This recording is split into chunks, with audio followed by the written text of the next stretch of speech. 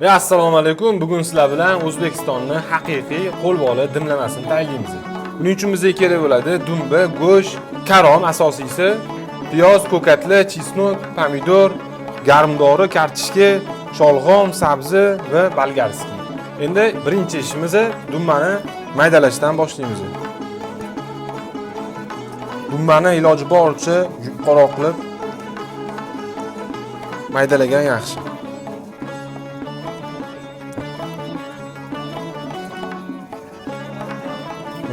Ko'rasizlar, ingichkaligini.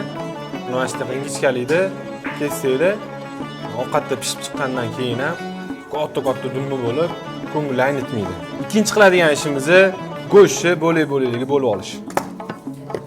Biz go'shtni qo'ydan oldik, ya'ni qo'y go'shtidan oldik. Qo'y go'shtini ham qo'l joyini oldik. Va xohlasa ovqatimiz shirin zo'r chiqadi. Keyingi to'g'raydigan narsamiz piyoz.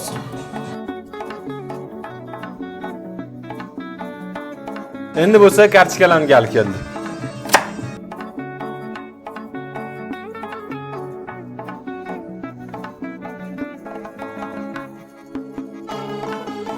Qolgan mahsulotlarni ham xuddi shunaqa ko'rinishda to'g'ri o'ramiz.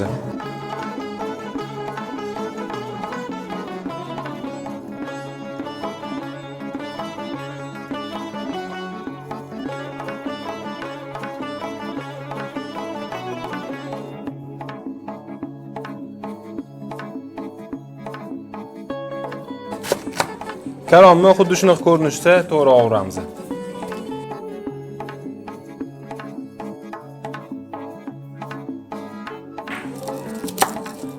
Mana shu o'zligini olib tashlash kerak bo'ladi. Esingizda tursin. Olib tashlagan yaxshi.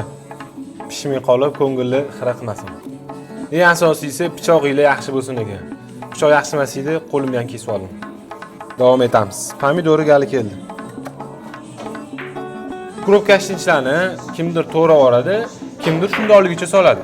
Biz shundoqligicha soviramiz, sababi bir xilligi yoqmasligi mumkin.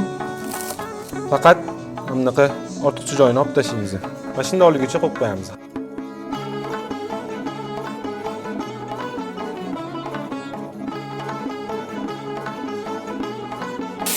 Ko'rib turganinglar, bu ozgina mol go'shti, chunki bizda qo'y go'shti yemaydiganlar ham bor.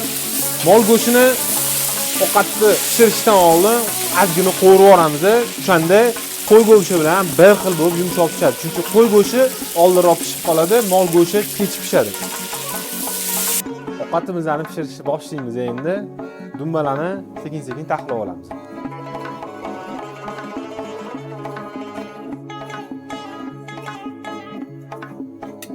Mol go'shtini sovuramiz.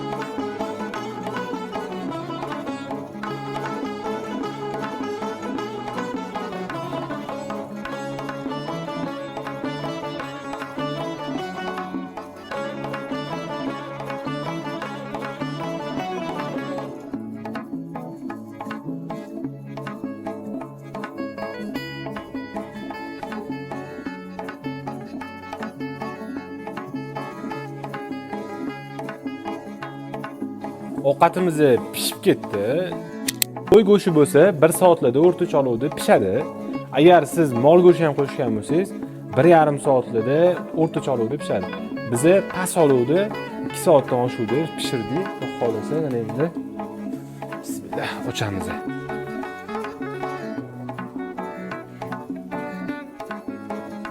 Darni qaraylar.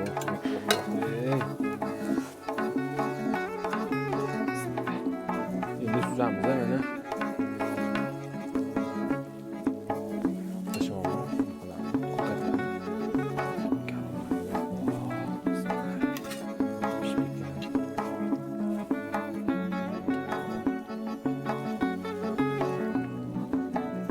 hammasi hilol bo'lib pishib yotibdi. Keyin ustiga go'sht solamiz.